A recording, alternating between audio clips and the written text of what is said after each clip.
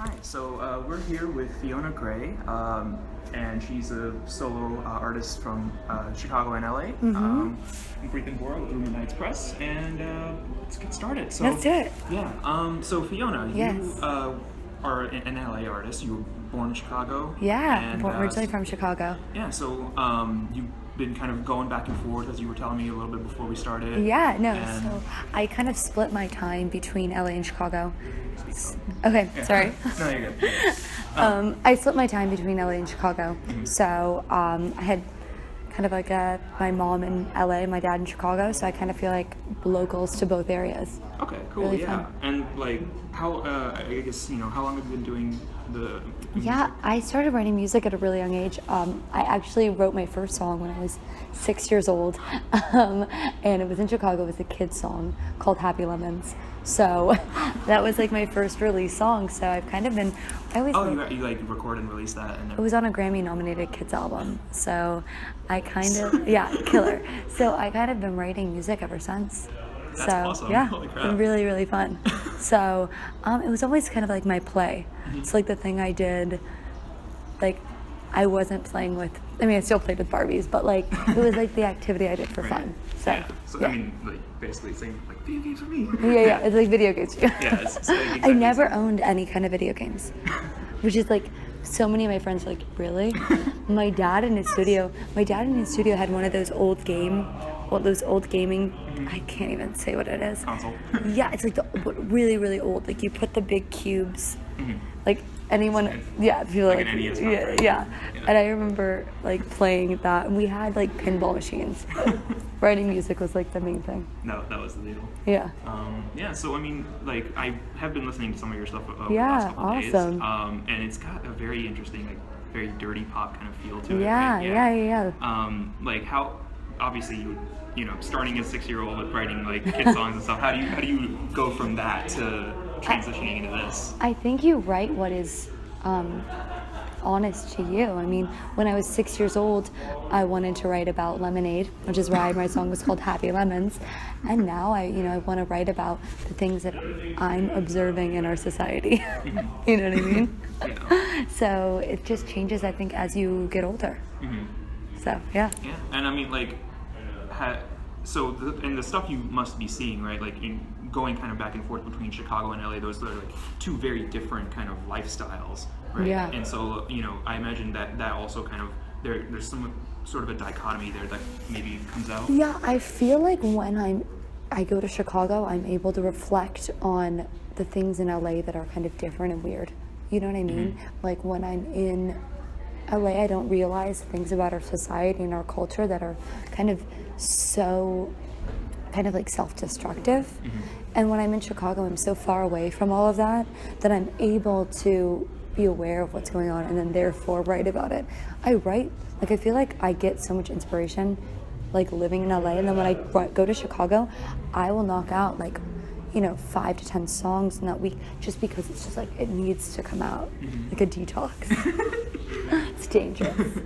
First started as your play, now it's detox. Yeah, no, it's completely Same exactly. Therapy I don't have to pay for it, which is the best part. Yeah. So yeah. Cool. And so you got a show coming up. You're going back to Chicago for a show. So excited. Yeah, 2 shows. We got one June 10th, Midsummer Fest in Andersonville. And then we have Shubas. We're playing Shubas, which is a really big, so the first time I played Shubas was when I was working with the band Kitten, and we opened for Charlie XCX there, and we did a 2-night show there. So I think we did like a 7 and 10, and it was like wild. It was like playing 2 shows back to back. Like I feel like the second show you have like a new layer of sweat. No, gone. like yeah, completely, yeah, and drinking and having a good time. It was really fun. So I'm really excited. So that's the 29th. It will definitely sell out though. We're playing with Lola Marsh, and she's great. So that's exciting to be like, when show, like, okay, this is gonna sell out, like get your tickets, like yay. So I'm really psyched. Yeah, and if you've been around the Chicago area and you know music, you know Shubas. Yeah, you definitely know Shubas. It's like it's a cool venue. Yeah. It's so yeah. Guys, Chicago, go out. I know. Come on, take a photo. So you talk about going. We found a really cool spot, and we don't have a permit to shoot here. So if I keep looking, that's why, because we're being kind of rebellious. So. Okay. And I'm definitely like the loudest talker ever. So if we'll have subtitles. Yeah. Okay. No, I can put that in. No worries. Yeah. But okay, so kind of going in that, like, I listened to, I think it was Confessions of a Pop Star, and then more recent, something more recent was Money. Yeah. And so there's a bit of a shift there. But there's still a through line, like there's concepts that are very similar. Like I definitely think it's, people are like, is this like a breakthrough? Is this like this? I think it's like an evolution from it. Like that's what it feels like. Thank you. Like we as humans are growing and evolving with our sound, but also like we're not changing our I change my perspective on things because I'm constantly wanting to learn, but I'm not changing the things I'm interested in. You know what I mean? Like I've always been fascinated with our obsession with perfection. I mean, going to high school in LA, you see how scary, living in like such a metropolitan, very, for lack of a better word, Hollywood kind of town, how the things that are different from my Chicago upbringing. It's a very different lifestyle. And so that's kind of a through line story in this record as well. In a different way though, in a more adult way. Yeah. Yeah. And like I can feel that evolution. That's what I wanted to say about it, right? It's in evolution. The subject matter is like similar. Yeah. Right? You're still talking about the same kinds of issues and stuff. Yeah. The musical evolution is different because like Confessions, for example, was it was a slower build. It was more it was more vocal focused, and in Money I can feel a lot more of the production coming into play. Like so I imagine you've kind of been evolving with that. Yeah, completely, and that's the exciting thing. I mean, I think as an artist, if you think that your new material isn't 10 times better than your last stuff, then you're doing something wrong. Then you're not growing and you're not learning. So it was really important to me to amp that up. And also bringing in live strings is huge. I mean, I'm screwed. Like I can never go back to programmed strings. I can't. I mean, it's human. It's the quiver of strings is like a heartbeat. It's like shaking around someone you love. It's like all of these different things. I'm obsessed with it. So so that was a big element of this record, was bringing in all and pop music, having all live instrumentation. It's something you don't hear about. It like the overwhelming majority of it is electronic loops. So right now, Can I say fuck? Fuck that. You can. This is I know. We're on YouTube. We're not. Fuck that. Yeah. Fuck that. Okay. So No, I feel you. Cool. And so far you've released Money, which is a single. Yeah. Now, like, it's gonna be on the EP. So we have another single in July. Okay. Which is also off the EP, and they're both gonna be 7 inches. So. Yay for all my like vinyl nerds, and then the full EP in the fall. Cool. Yeah. Do you have like a release date set for? I get back from Europe end of September, but knowing me, I will miss my flight, so I set the release date for October, like end October. Okay, that's fair. We'll do like a Halloween party. That would. Oh my god, yes. That would be wild. Amazing. I'm Wonder Woman every year. Wonder Woman or like Snow White. Good power woman. Yeah, and so let me just double check. Okay, we're still good on time. Okay, good. So can we talk about then kind of the direction of this record? Because right now the only thing I've heard from it at least is Money. Right? Yeah. Let's talk about the record overall and kind of the process of it. Was it another one of those like detox trips to Chicago? Yeah, it was different because I wrote some of the songs. One of Money I wrote with the producers. We'd already kind of started the record, and he played that bass line that and I get lost, and like I feel like I have like a childlike imagination, which is kind of dangerous. You started at 6. And I know I should be like, I could be a gamer. I did observe a D&D text, which I don't know. So maybe I could get into the gaming dungeon. No, it freaks me out. I'm not that great. I could do it. But yeah, so I have I know. I want to do like, I think this is so off topic, like a live action, like where you like go in the forest and you like. A LARP. Yeah. That's so dorky. Is my LARPs are a thing. LARPs are a thing? Okay. Let's do it. Let's do like let's absolutely a thing. Look, I guarantee you there are LARPs like in LA every weekend that have like dozens, if not hundreds of people. We need to bring like happens. we need like a Tenants of the Trees LARP, which is like a really some people will get that analogy on here hopefully. Okay, so the record. Oh yeah, so half of the songs I've lived in my kind of a backlog of music that I've been waiting for the right project to put them on. Then I kind of, there are some songs that I just were kind of that detox trip, but Money specifically I wrote with the production, with Mike, the producer, and then Travis Warner. And so that was great because we'd already had this vision of this record, and it didn't really come with trying to fit a song within it. It really came with that bass line, but we were so into what this EP was and kind of the story I wanted to tell that Money really was like kind of fit so perfectly into all of the visuals and the concepts that we'd been talking about. But the other thing about it, which was so interesting, which I love, is Money is not a single. Like, I love that.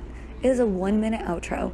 It's not super polished and perfect. It's insane. It's dirty pop. It's dirty pop, and like that was so important to me to have something like to have my first single of this EP be such a like, fuck, this isn't single with giant air quotes. Right? Yeah, it's single. Yeah, but it is a single. Like it really is because it is like a grand song. It is like something that you stop and you go, okay, I need to listen to this. Yeah, I need to listen to this again. Right. Like my favorite artist, like I listened to like the song like 4 times and then I'm like, holy shit, I get that. And that was really important to me.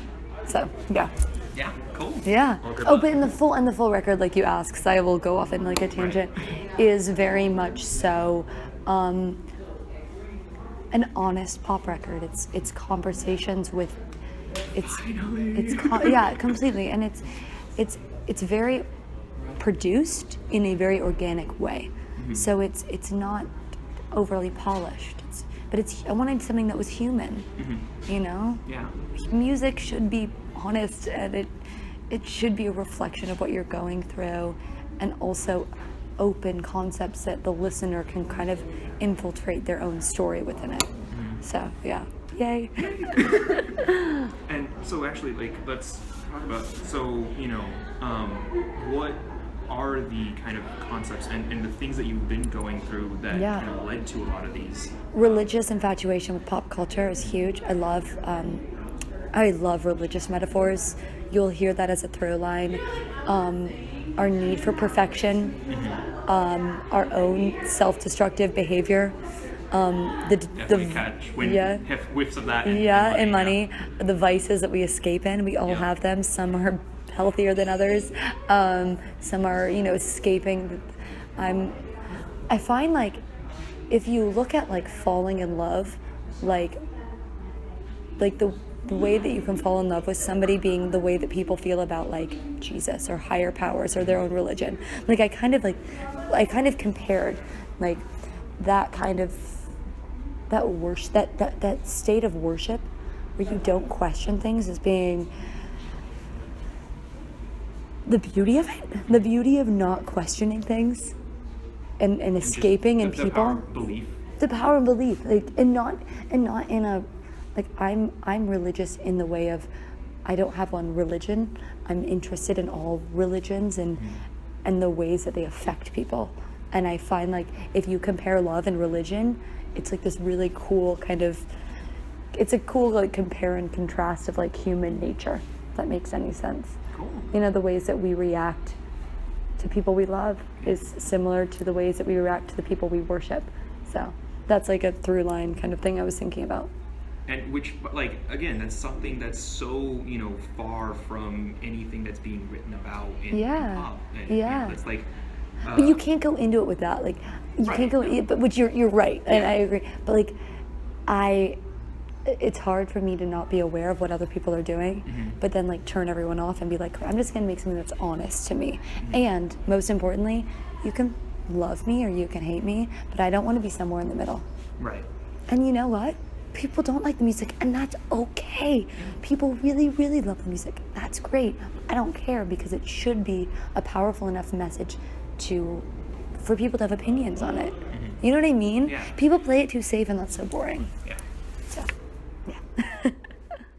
So thank you again for Thank you doing so this much, with yeah. us. And yeah, if you guys want to check out Fiona's stuff, I believe you're Fiona Grey Music. Yeah, right? so facebook.com/Fiona Grey Music, Instagram, which I love, at Fiona Grey, Grey, Twitter at Fiona Grey Music, and SoundCloud Fiona-Grey, and I mean, it's all of it. Like, you can find me. You can literally just Google Fiona Grey. Google It's Fiona Grey. Pretty. But don't pretty easy. find my MySpace. Just please. Show in Chicago, June 10th and 29th. Then we're back in LA in July. Okay. That show will be announced soon. And then in Europe in August. So if you're any of those whole places. tour in Europe? Yep, back. Yep. And New York will be announced soon. I've been getting calls and figuring that out. So stay tuned. And thank you, Rumored Nights. Like, honestly, this is really fun. Hell yeah. Awesome. Okay, bye guys. Yeah. Cool. Perfect.